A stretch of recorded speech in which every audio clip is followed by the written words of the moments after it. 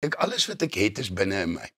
Ek het nie nodig om 'n winkel te gaan huur om 'n besigheid te begin.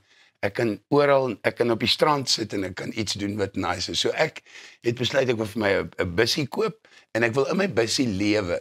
Want ek het baie vriende, so ek gaan by baie mense kan gaan bly, maar vir 2 of 3 jaar wil ek my afsluit en ek wil in die natuur wees en ek wil alleen wees met my Jack Russell en my gitaar en my paar klere. Sonstories is jou nuwe liedjie, vertel vir ons. Vir my gaan dit oor hoop vir die mense. As ek ry en ek sien hoe hartseer is mense, ek is baie geseën, die Here het vir my 'n geaardheid gegee om happy te wees met niks. Ek was nog altyd 'n bietjie van 'n hippie.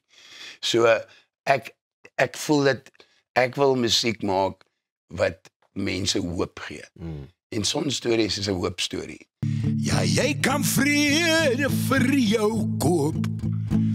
Ja, met 'n 1 sent en 'n half sent en 'n kwart penny van hoop.